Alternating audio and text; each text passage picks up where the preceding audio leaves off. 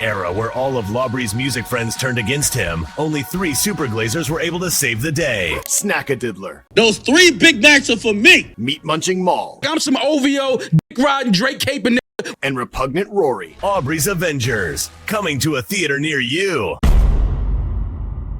Lawbrees and Gentlegrams, the snack-loving, lawbree-lusting, Big Mac smuggling, hungry, henny-hogging henchman and his everyday struggle cuddle buddy Budden, Joe, the GOAT of podcasting, are both blasting Rory and meat-munching Maul. As you guys know, their podcast took a blow when horrendously offensive tweets got exposed. Rory took his Twitter down, but his mentor still has a frown and didn't miss the chance to clown his former co-host, who without a doubt has felt the drown. While Akademiks doxed his kids, lots to cover you don't want to miss, so grab a snack, relax, kick back, and kiss or click the like and subscribe as I break down the bits.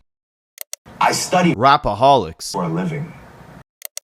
Alright, Lawbrees and Gentlegrams, as you guys know, some insanely offensive tweets had emerged from Rory of the Rory and Maul podcast Twitter, really discussing things that he was saying anywhere from 8 to 15 years ago. Now, I've been spending the last few days wondering, how did these tweets even resurface? Like, what inspired people to go digging through his Twitter to find this stuff in the first place? Those really disgusting things are for me. Now, if you know Rory and Maul's history with both Joe Budden and Akademiks, who were ironically the 2 founders of the hip-hop show Everyday Struggle back in the day, then you know that Joe and Akademiks obviously had some very unique, to say the least, reactions to all of these tweets that came out from Rory's account. Now, we're going to break the history down between Rory and Maul and Akademiks and Joe Budden. We're going to break down what Joe Budden and Akademiks had to say about Rory, because they definitely went in on him. Some would say rightfully so. You guys will be the judge. And for those of you who haven't been keeping up, we're going to try and make sense of how we even got here in the first place. How these vile tweets started dropping left and right, like they were a Kendrick diss record back in May of 2024. I want to perform their favorite song. So, speaking of Kendrick Lamar, I believe where this actually stemmed from was the fact that once the Grammy Award nominations came out and they did a little review of the nominees on their podcast, people were disappointed in the way that Damaris, one of the moderators on the show, was talking about the Clips and Kendrick Lamar, because they're 2 of the most nominated artists at this year's Grammys. They're going head to head in a lot of categories, and you can make the argument that both Let God Sort 'Em Out and GNX were 2 of the most phenomenal projects of the year, so it's going to be a close battle. Now, it was really Maul who had the most outrageous comments about the Grammys, saying that Kendrick's GNX should be the first album removed from the Best Rap Album category this year. I'm some OVO, dick-riding, Drake-caping. But people expect that phony Montana manufactured mob boss meat munching mania from Maul. Damaris has always been the most logical person on the podcast, so no one expected her to sound like she was hating when she was discussing the Grammys. And on the surface, it didn't really sound like she was hating that hard, but what it spiraled into was kind of funny. Here's their reaction to the Grammys. Okay, sorry. The official nominees for Best Rap Album at the 2026 Grammys are Let God Sort 'Em Out by The Clips, Glorious by Glorilla, God Does Like Ugly by JID, GNX by Kendrick Lamar, Chromacopia by Tyler, the Creator. GNX is going to sweep and it's going to piss me off because The Clips deserves to win. And that's not Kendrick Kendrick Lamar just opened his mouth. Someone gonna hand him a Grammy right now. Jamal. Where's your... Jamal. I'm just saying, the boy is prophetic. That's all I'm saying. He's a Grammy darling. That goes without saying. Do we think Alfredo 2 should have been in here? Absolutely. Okay, but what do we take out? GNX. You can't take out one of the highest selling albums. All right, so fuck it. Let me be misogynistic. Glorilla. Okay, I would agree with you. The only reason I was trying to keep a female representation there. I was trying. The only reason why I think they got it right, all right, because I'm not looking at whatever my taste is. If you're trying to put together a proper category that does reflect the entire genre, I could see why you would put Glorilla in there. The album is good. It's a good album. I personally would put Alfredo 2 there before it, but I get why they would do this. Like, yeah. Sometimes they keep it fair, sometimes they don't. I could never really, figure that out with the Grammys, but I mean, congrats to everyone in this category. I think they'll give it to Clips, Let God Sort 'Em Out, but won't give it to them in the Album of the Year category. I don't think they'll snub the Clips twice. I don't think the Grammys has the balls to do that. They did it to Beyonce like 15 times. You don't think they got the balls to do it to the Clips? Yeah, but Beyonce never sold coke. You don't know that. You don't know that. Sold coke. That's what You don't know that. Not knowing that Beyonce ever so cold. She's never stepped on something to make it. Yeah. Beyonce never tap danced on a brick before. We know So that. y'all don't think that JID could be taken out for Alfredo too? No. Okay. No, it would be Glorilla for me in the rap category, but I don't want that to look like it's Glorilla hate because she is my favorite female rapper, and I thought the album was good. But Glorilla is your favorite female rapper? currently, He didn't say of all time. He said currently. definitely not of all time. Oh, I'm about to be like, what is happening? But currently? No, she's my favorite rapper of all time. I'm not even female. So as you can see here, Maul was obviously the one with the more delusional take, but Damaris was low-key shading Kendrick a bit by saying, you know, Grammy darling, I'm gonna be pissed when he wins all these awards because I'd rather the Clips win. So people went off on her on Twitter, saying that she's just a Kendrick hater. She doesn't even care about the Clips.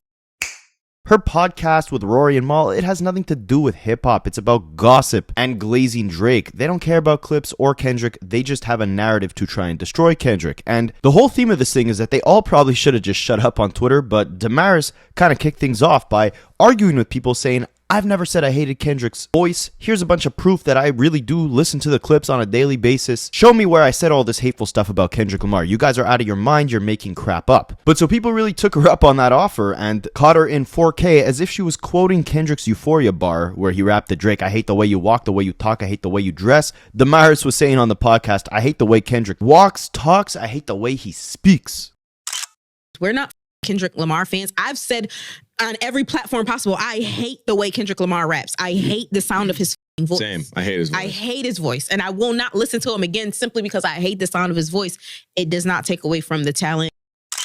So I bring all this up to say, if you're curious where this entire mess had started from, I think it was right here. Damaris was calling out Kendrick fans on Twitter, saying that they were making crap up about her, real sentiments towards Kendrick Lamar, which prompted people to go back and find receipts of her talking about Kendrick. And with that, people also started digging into Rory and Maul's old tweets. I myself even went back to Rory and Maul's tweets, but I was just looking up Kendrick and Drake, those two keywords, because obviously there's been a lot of bias on their podcast, especially from Maul. I'm some OVO, dick riding Drake caping about Drake. So I want to see how they were thinking and talking about the landscape of hip hop before they had any incentive to push a certain narrative or be biased towards one artist or the other, right? So I had found a funny tweet on Rory's page and he actually responded to me admitting that he was wrong. Back when Kendrick first kicked off this beef with the Like That verse, Rory had said Kendrick is a goat, but coming back outside just to shoot at the other two, Drake and J. Cole, that are always outside, it looks a little funny in the light. I don't know. I just don't think the control formula or moment will work in this scenario. And it's funny because ever since that beef, it's been Kendrick Lamar that's been outside and J. Cole we haven't heard from him, right? So that whole tweet aged pretty badly. Rory acknowledged that. Spicy. But what he didn't initially acknowledge is how deeply offensive a lot of his tweets were from around 2011 to 2017, especially towards black women. He was making some really disgusting remarks about black women in general, and even about celebrities, commenting on Blue Ivy, Beyonce's child, and Rihanna, calling her an HOE back in 2011. So whatever excuse you want to give him, like, oh, Twitter was a different space back then, there wasn't as much visibility, it was more like you were just communicating with your friends, jokes were a lot more insensitive back in the day, Rory was young, he was immature, whatever excuse you want to give him, at the very least, he should have been able to acknowledge that these tweets were offensive, even if his intention was to make a joke, and right off the rip, he should have apologized to anyone who did feel offended. But at the end of the day, when I listen to it and when it comes out and I see the talk, that don't sit right in my spirit. Trying to find a little angle and downplay his greatness. I want to say right now tonight, how many people think Kendrick Lamar is one of the greatest to ever touch microphone? Well, it's not exactly what he did at the beginning. Rory made the decision to hop into a Twitter Spaces. If you guys don't know what this is, it's basically like a big group call that's broadcasted live for anyone to listen to. Now, I've actually seen Rory in several spaces over the last few weeks, and I always wondered why he was in them. It was a lot of spaces with Ovi hoes who would just kind of prow at him over what he knew about, Drake's lawsuit or anything behind the scenes related to the accusations Drake had made. Because as you guys know, Rory made some crazy claims like that there was going to be a massive radio RICO. Basically, the entire industry would be exposed for the illegal tactics they've been using at radio. He was implying that Drake was about to uncover how labels were devaluing music that their artists create in order to turn a higher profit themselves. Just a bunch of crazy stuff. And then he admitted once the lawsuit got dropped that that he didn't even know that it was about defamation to begin with. I study Defamation. for a living. I just bring this up to say, like, I heard OVOs grilling him in a different OVO spaces a couple weeks ago, and I was wondering, why is a person of this stature, who's running like a pretty accomplished podcast, getting on this random Twitter spaces with these random Drake fans to get grilled about a bunch of conspiracies related to Drake's lawsuit? It made no sense to me. Well, this spaces that he was on the night that all these disgusting old tweets were uncovered from his account was even more pointless. Not pointless because Rory shouldn't have taken accountability and apologized on a public forum, but pointless because at first he didn't really apologize and kind of gaslit everyone into thinking they were idiots for being offended at his offensive tweets. And because of that, this spaces spiraled into an absolute heated mess. Rory stayed in it the entire time, but for a while failed to acknowledge his wrongdoings, which led the tension to escalate further and further, and then he didn't leave, so it just kept spiraling into something crazier. And yeah, I mean, you guys can listen to a little clip of it. It was a mess. You sitting here playing with people, bro, and that's what's pissing me off, bro. How am I playing with people? I don't even get like this, bro, but you playing in How am I face, playing? bro. With all this smart I respect shit everything you're bro, saying, I already said, and bro, I do already agree. So said I'm not I'm going really back asking. over it. The people in the comments that's throwing up the hundreds, they heard what the fuck you said. I ain't about to repeat shit. I said what I said already, and you know what you said. That's it. Hey, Rory, that's it, bro. You apologize, now move on. Let's move on Well, no, to another topic or something. I can Or apologize if if somebody we have a else, conversation. if somebody, no, I don't want to have a conversation with you, Rory. Which is fine. Okay, You don't have just to have said one that with me. for other That's niggas, fine. bro. I'm I not ain't come asking here that you need to have a conversation with me. Rory, I ain't come here to have a conversation with you.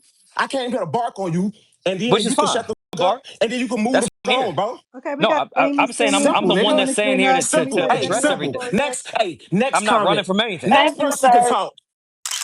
Hold on. What did Rory apologize for? He apologized for some of the tweets that he would not retweet or post or say today in 2025. Man, get the f out of here.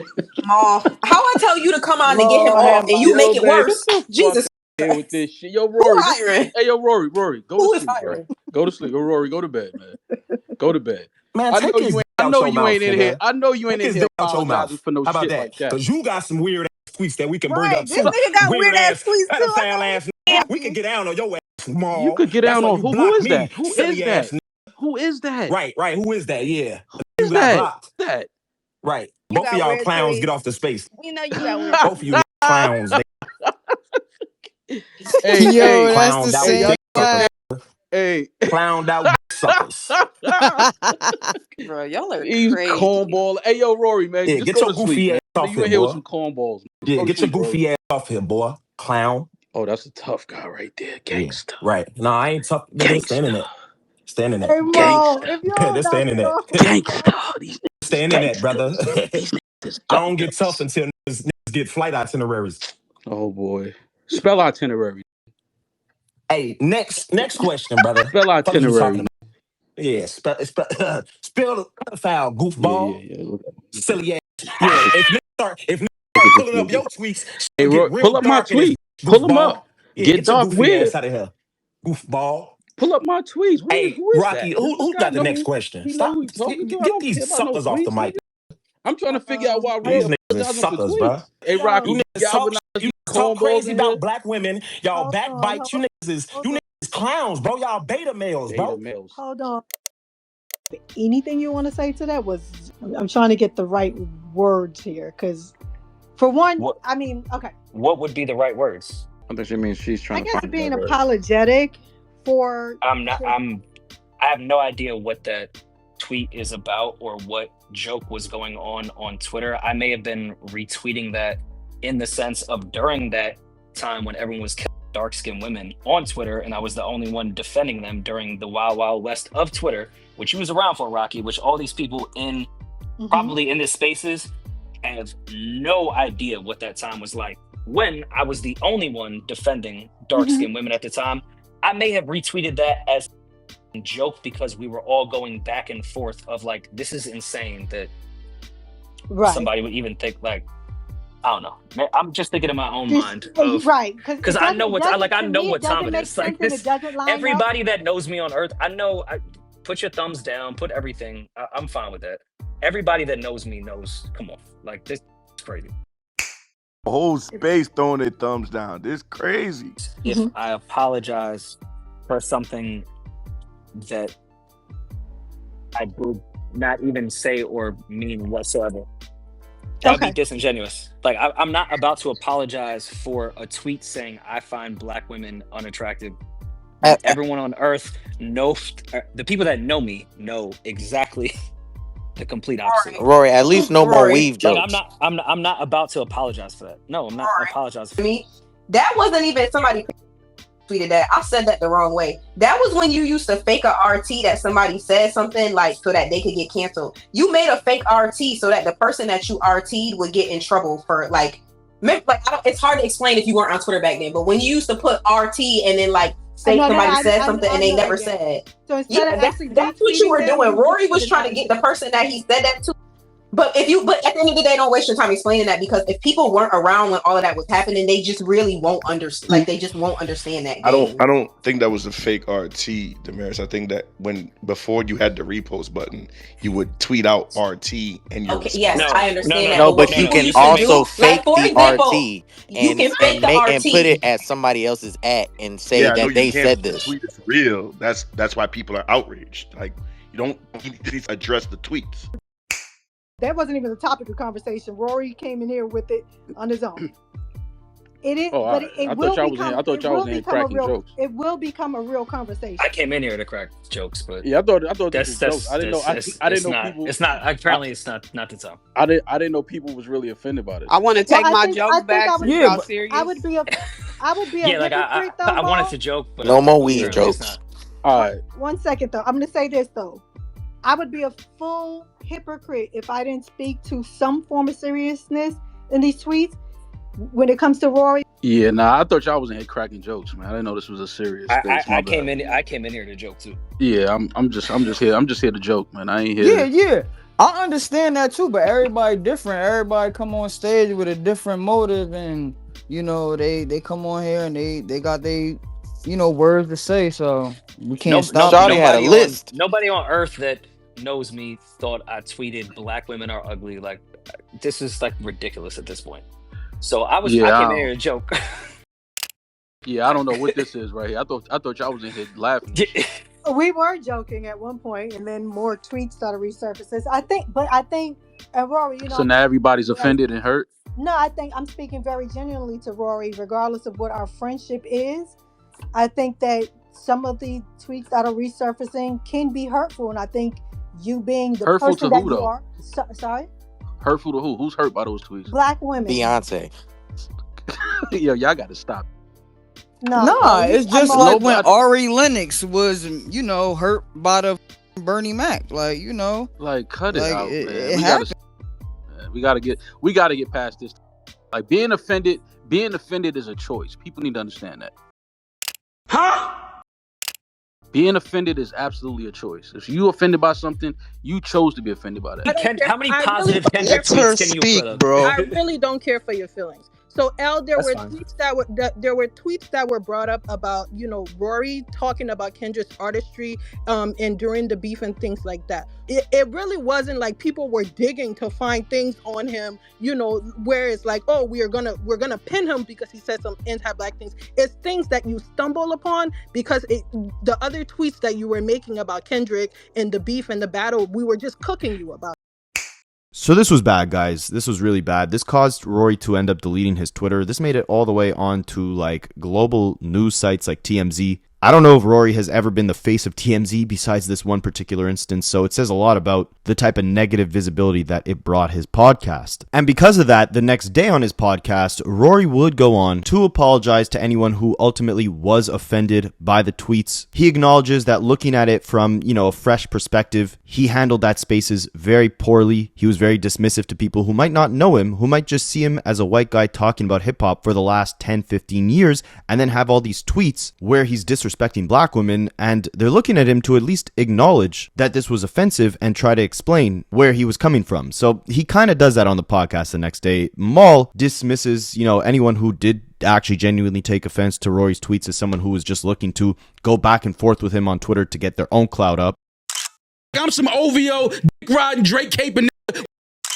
I disagree. I don't think people would take, 4 hours out of their day to sit on that Twitter Spaces arguing with Rory to try and get, more eyeballs on their Twitter page. I think there were people who were, of course, genuinely offended by this. I think maybe Maul, with his, years of glazing Drake and receiving backlash for it, has become kind of jaded to the idea that people on the internet who are critical of your opinions, of the things you say, may actually genuinely just be offended by what you're saying, and they're not just looking for clout, trying to trash on you. But I do think Rory tried to take some accountability here. You guys let me know what you think in the comments. You want to seem like a martyr for the culture. I'll take this one on the chin, fellas. Don't worry about it. This is not one that I want to take on the chin whatsoever. But yes, I did go into Twitter Spaces. I don't think my intentions came off the correct way, because I was in there to get my talking to. Why? But when I woke up this morning and listened back to some of it, I sounded very, very dismissive in the beginning. As you should have been. No, because there were some people in there, because I was on the side of like, everybody knows, the people that know me know who I am and know what it is. Which is why you shouldn't be talking about it. But there were people in there that don't know me and were actually searching for an actual response or reply. And I was, man. I'm not saying, we got to stop saying that. Can I finish, please? They weren't searching for shit. They were searching for attention. They were searching to go back and forth with you so they can clip it and put it on their YouTube channels. That's all they were searching for. Nobody was searching for answers. Nobody was hurt. Nobody's children didn't eat last night as a result of tweets that you tweeted, fake tweets 12 years ago. So it's not that serious. Meat munching Maul. I'm some OVO, dick riding, Drake caping. I agree with you that there was definitely people in there with just that intention, but there were some people that were generally just looking for an answer. And I apologize for being dismissive to those people in particular that were just looking for an answer to what some of those tweets and fake retweets and all that was. So I do apologize, because I did come off dismissive to some people that did not deserve that were just saw something out of context and was like, yo, what's up with this?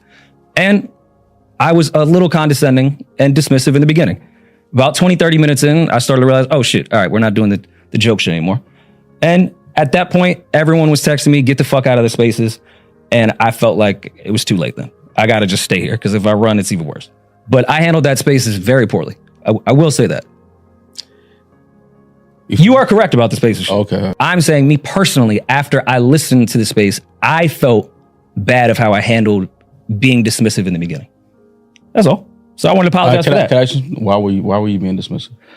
Because when it started, there was, I know people don't understand the term fake retweet, but at a time on Twitter, people would type out retweet someone's @ to make it look like they said something when you were battling back and forth on Twitter. I was there. So when that was popped up, yes, I was laughing about it, and I was dismissive, and then people have every right to feel away with or without context. Like I'm not here to argue that. I'm just here to say I handled the Spaces poorly. That's all.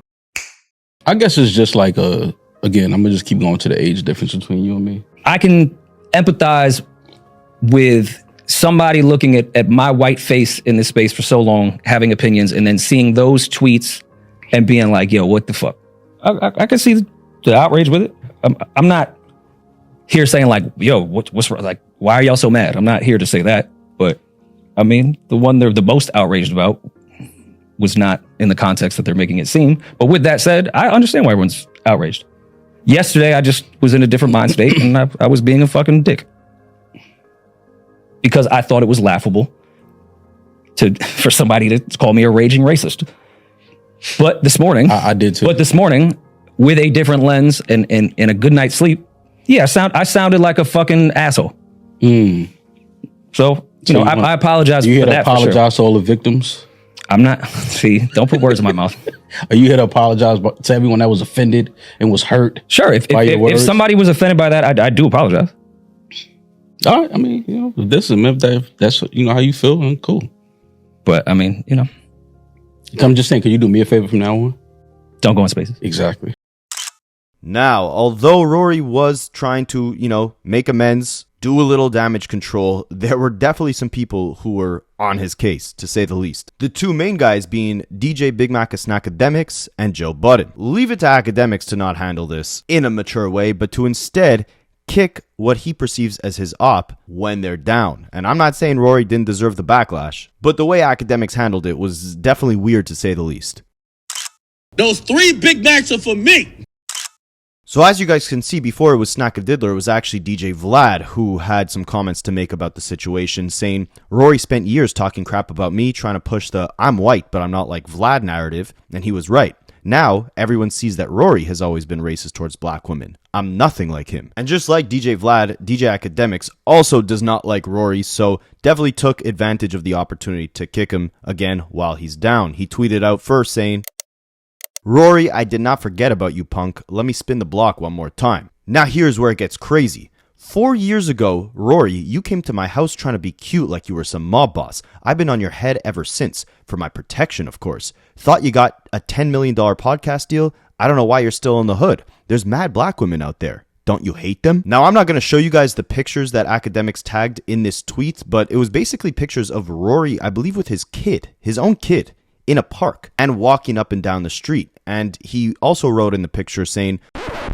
this bozo came to my house 4 years ago. I've been having surveillance on him for 4 years straight for my own protection. And of course, after this, people started going at Akademiks, like, why the hell are you posting this man's kid? Obviously, yeah, what he said on Twitter was not right.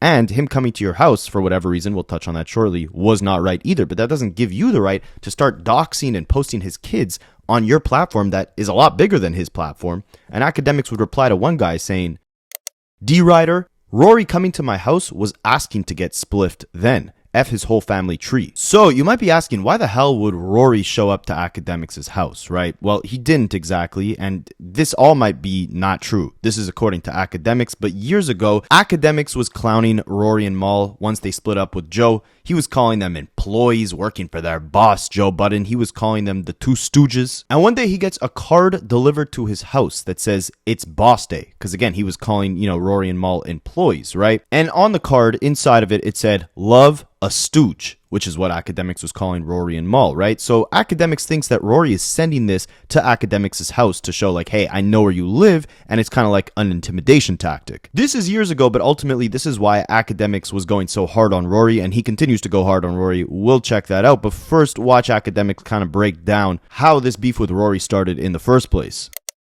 This bozo Rory decides, let me try to show up to his house and drop a postcard to show him that I'm Irish and my mafia vibes. Like my mafia vibes. Basically trying to threaten me like, yeah, I know where you live. Here's the thing. If you gonna do some shit like that, you gotta shoot up a house or something. You can't just do this and think, oh my God, he knows my address. We're all public figures. If you're at a certain point, I could go up right now and look up Chris Brown's house. Remember I was calling his bum ass a worker? You could tell he was so bothered by it, the Carti got me said, it's boss day, right? Because I was telling him, you a worker, I'm a boss. Stop telling the boss how to do business with these companies when you can't even figure out your business with Joe. In the middle of the card, it said this. Look. Love a stooge. Remember I was calling them the two stooges? Love a stooge. That's what he said, love a stooge. So anyway, when I first got it, because I was beefing with man back then online, I ain't gonna lie, I was like, did Meek Mill send a goon here? But I looked at the handwriting and I said, there's no Philly goon who got that great handwriting. Or who's going to CVS before he goes to spin a block and going into the Hallmark section to say, I wonder which card could intimidate Akademiks. No! So I said, all right, let me just chill. I ain't gonna say a motherfucking thing. Because I'm thinking it could be this dweeb or the other dweeb. You remember the other Mealy Mog. Of course, as much as I'm open with y'all, bro, not an idiot. I didn't say it immediately when I got the letter. He gets online and snitches on himself. One day I'm mad lit, mad drunk. There was a Tory Lanez album playing. It was like a release. And I fell asleep. So I'm taking an extended blink. You feel me? Rory is on Twitter. You know that Rory was saying that you were fake sleeping for attention. He's tweeting at me now. So I'm on stream, he's tweeting. Like he would just say some like mystical shit like, just beware, you're never too far not to be touched or something. But he kept typing like numbers before it. 3 or 4 numbers down the line, I get to realize he's putting my zip code for where my new house was at. The card that was left in your mailbox, the stooge, which you've been calling him, and you didn't acknowledge the threat, but now he's tweeting out your zip code in separate tweets with one number at a time. It's this fucking idiot. And after that point, the rest is history. You won't believe who's in my house right now. He said, who? I said, Rory's side chick is here.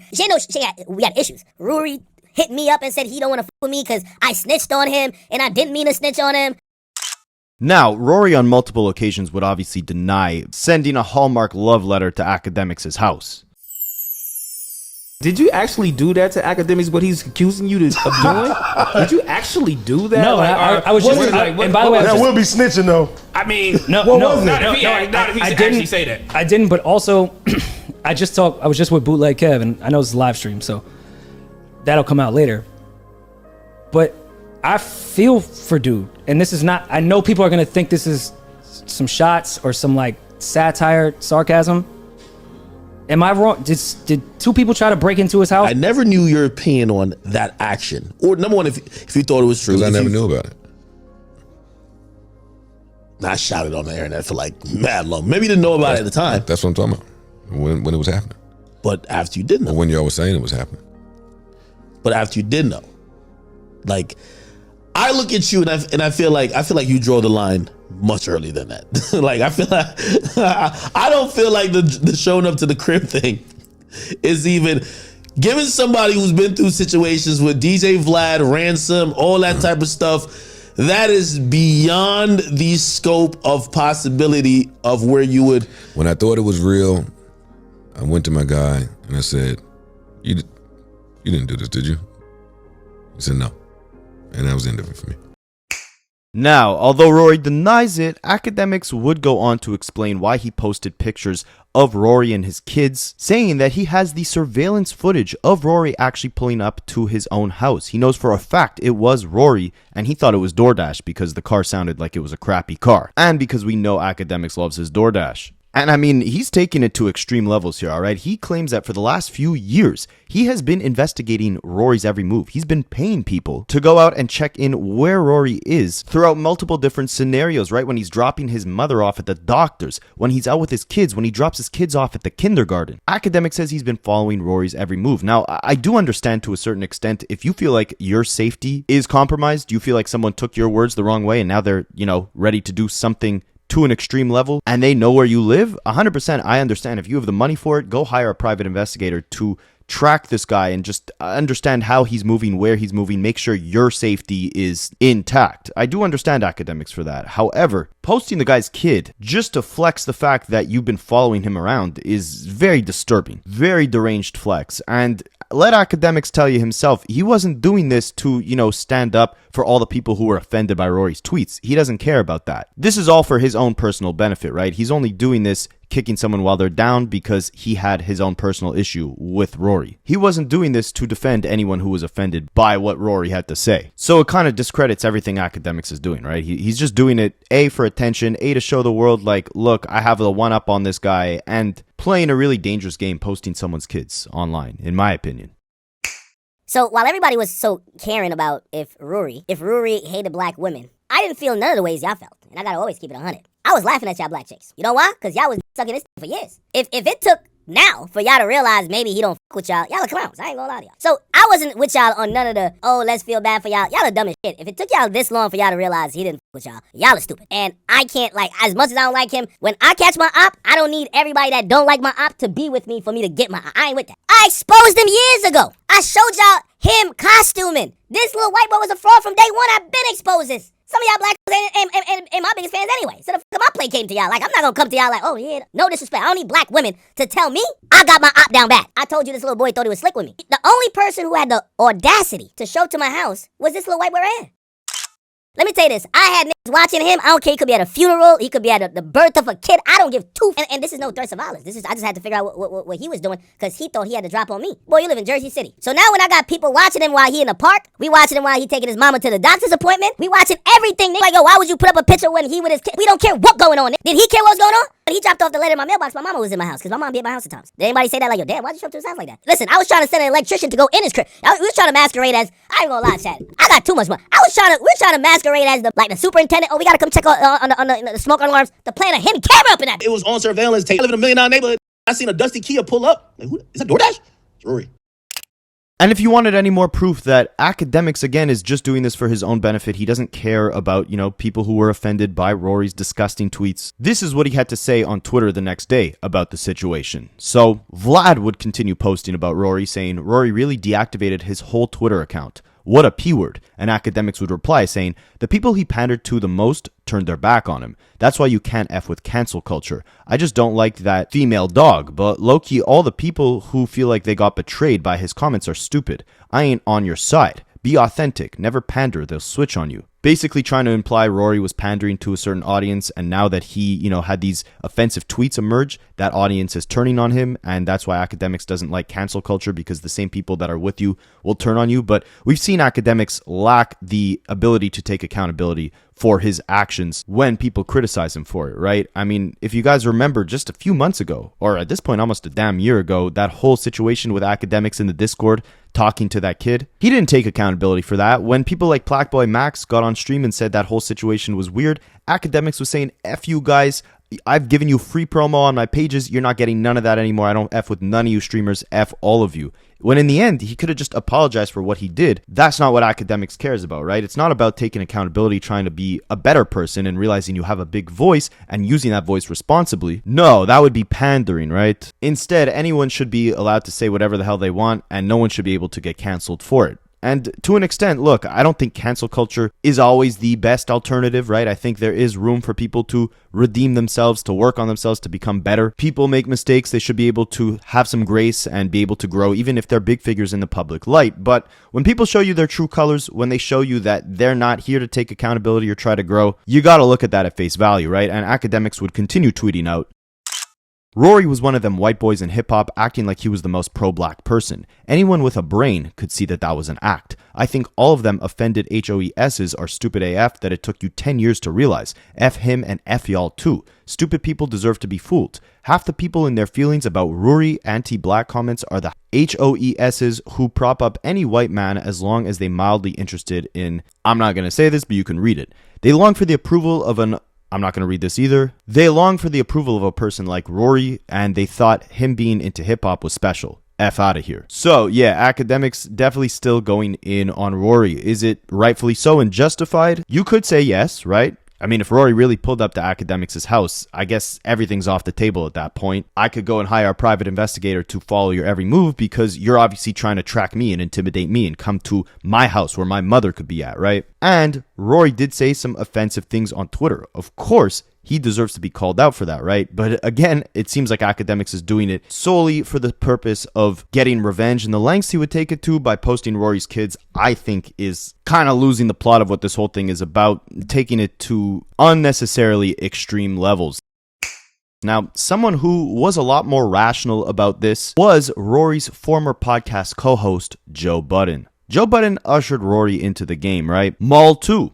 The podcast began with Joe and Rory back in 2015 and Mal joined in 2016. But by 2020, tension became a little visible. They did a skit to launch the Joe Budden Network, and in that skit, Rory joked about seeing the accountant, possibly inferring to there being some money issues between Joe, Rory, and Mal, right? And by March 2021, it reached a little bit of a breaking point. On episode 424 of the Joe Budden podcast, the first one where both Rory and Mal were not present at all. Why were they not there? Well, by May of 2021, we would kind of get our answer because Joe would officially fire Rory, and by extension Mal, live on the podcast. He declared, Rory, you are in breach of your contract, and from this point forward, you are fired and not welcome back. Rory and Mal would shortly after release their own response, explaining that from their perspective, there was a massive lack of transparency and accounting access. So that joke that Rory made about seeing the numbers, that wasn't really a joke. He felt like Joe Budden was maybe ripping them off, not giving them enough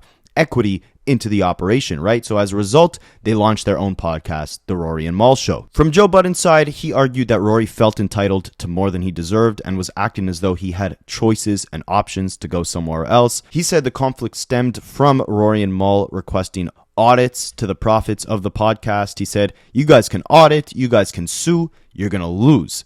And then in May of 2021, he said, I'm never funding someone's sabotage of me. That will never happen. But from Rory and Mal's perspective, Mal said, we have a profit agreement, a percentage-based contract with each other, and every time we asked for accounting, there was a problem.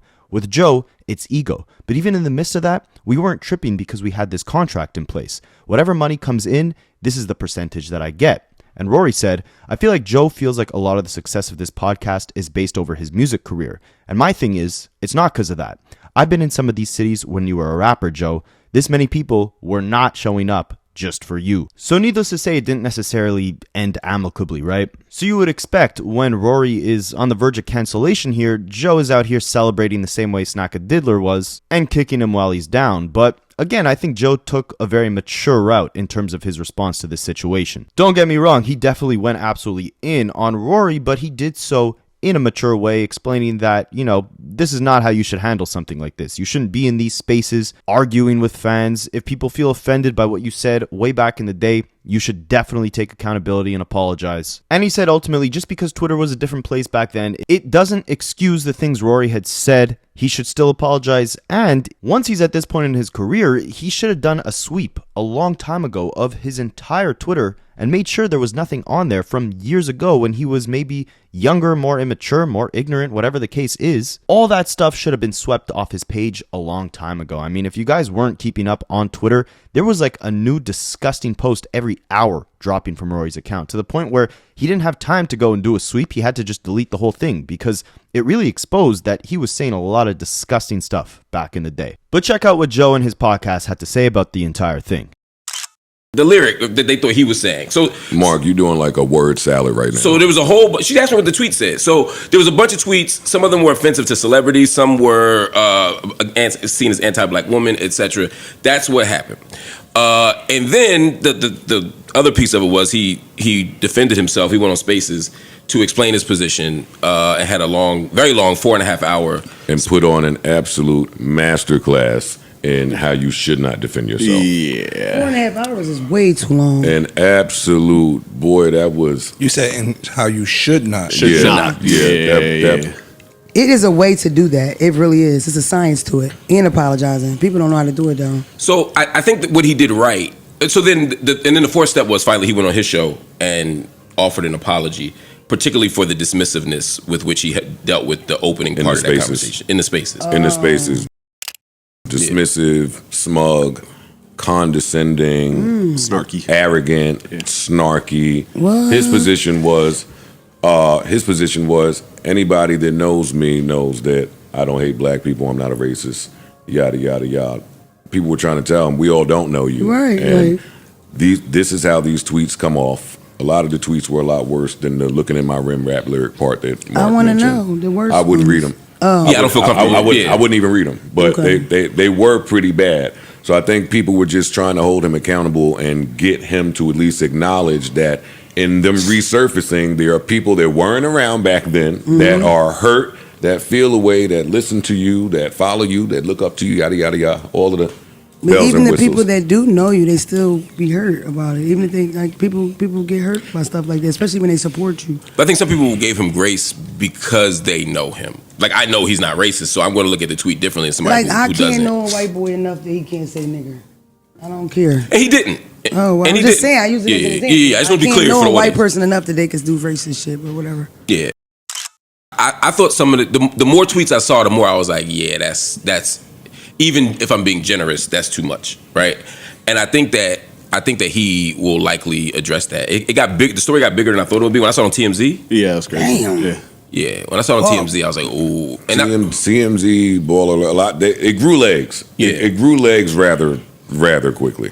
Yeah. Yeah, it did. Yeah, and mentioning Beyonce doesn't ever stop things from growing legs. Yeah. So that's its own. He mentioned Beyonce. Yeah. Yeah, the Beyonce tweet. Yeah, Rory's getting shit off. Yeah. Rory's getting shit off. Yeah, 2011 was a different time. Y'all agree that Twitter was like a whole nother place back then? It was. Yeah. I wasn't doing it. Oh, that just doesn't excuse anything. Yeah. No. It was. I was there for it. I participated. It just doesn't excuse anything if the tweets ever come up. Which, number one, I'm confused how people that have some stuff going on are not doing a forensic cleanse I got on across their social media and deleted everything. Well, you know, some people use there's devices and tools you can use to find stuff even after you delete it. But that's different. I feel like you making an effort to delete it that changes the narrative. Any step you can implement to make those tweets harder to come across for the casual, you should take those. You should take those steps. I'm just wondering. I was wondering if he deleted his and they found him anyway. That's all I'm wondering. I don't know. No. Oh no, they just sitting there. I don't think so. Okay, got you. I haven't asked him that, but got you. In 2011, them tweets were so bad they start kicking my back in. Them tweets were so bad. This motherfucker Joe Budden broke him at the coach. I was like, I didn't know this nigga in 2011. I had no idea who he was in 2011. Yeah. But do I think Rory's racist? No, of course not. Yeah, do I think that there must always there's just law to how white people have to listen to black people in black spaces. I feel. Period. Yeah. Like, I agree. If you hurt someone with your words, and when the words are of a certain, context, yeah, I don't think it's your right to be smug in that instance. And I think he acknowledged that. He did. I think when it first happened, because there was a couple moving parts. One was some of the things they said he did was like a fake tweet that somebody had made, and so he was responding to that. The other thing was, I think he thought he was in a room full of weirdo Kendrick stans who were just attacking him and being unreasonable. And then, to your point, the people who came, the room was filled with crazy people, sane people, people who didn't know what was going on. So it was like the Kendrick person was a person like you who's like, yo, what the fuck just happened? I don't know. Then those people who were just hurt and wanted to answer. And I think, some of y'all don't know how Spaces works. It might be, there wasn't equal representation on the stage at first. So I think part of it was he was responding to a certain kind of person. And I think that contributed to the dismissiveness. It still was dismissive, but I think that contributed to it. And then as it got bigger, sometimes you get in situations you dig your heels in and you just double down on the shit you're already doing. And I think that's what happened, and it just got worse. But you absolutely should not defend yourself in that way. Especially when you got a platform. I want him to just step out the room and think about it, and then. That's the thing, the platform part, and this is the thing. That happened to me years ago, and they was like ripping me apart at first. So sometimes you responded to the insult you got, like you walking in that room, but you still remember somebody calling you a small head bitch. That's what I'm saying. So you coming at people because they was talking about your sneaks and your head size and all that. But in actuality, in my opinion, Rory is somebody that's usually in black spaces since he started, right? It's like he's in black stuff, correct? Mm-hmm. So if you're white and you benefit off of like that, you have to be super vigilant about what you say and do. That's my personal opinion, especially if you're making money off the niggas. I shouldn't be able to find you saying no crazy shit that I would be offended about, period. Me, I got 8,000 followers and went backwards and deleted stuff. Like it's a thought process. You get to a point where you take that extra effort. Also, I think the average person doesn't know how to apologize, and I get that. But when you have a platform, I don't think there's anything wrong with trying to figure it out. I literally Google how to apologize because there's really ways not to do it. Like a lot of people f up when they apologize because they'll say something that sounds like an excuse or close to it. You just focus on yourself. You just be accountable for what you did and you apologize. You don't bring up nothing else in the story. And most people don't know how to do that. Spaces was also just not the place to do it. So ultimately, let me know what you guys think. Do you think Roy deserves grace in this situation? Do you think he is genuinely a racist human? Or do you believe him in that these were just jokes, insensitive ones, done at a time when the world was in a much different place? Did you listen to Rory and Mal's podcast to begin with? Will this bring them in a bigger set of eyeballs than they ever had on them? Possibly even being one of those cases of all publicity is good publicity? From my perspective, it's not your place to tell someone when they should or shouldn't feel offended, right? So for Rory, with all those tweets emerging, the right thing to do would have been to just apologize off the rip. I'm not sure what he thought he was accomplishing by continuing to further joke about the situation that people were taking very serious in a Twitter Spaces. And honestly, beyond that, if you're wondering where the future of Rory and Mal goes, I've been wondering where their future goes for a long time. Because aside from, Mal doing that ridiculous Drake glazing and that kind of becoming a talking point for their podcast, it getting clipped up, posted all over the internet, for people to just question how Mal can come up with some of these absolutely absurd excuses to defend Lobbery in every single case possible. Other than that, for the last few years, I really didn't know what direction their show was trying to head in, or what they wanted the legacy of their podcast to be. We've seen the Joe Budden show add on new members, grow each and every year, continue to produce interesting dialogue. But can we say the same for Rory and Mal? Let me know what you guys think, and I'll catch you in the next one. I study Rapaholics for a living.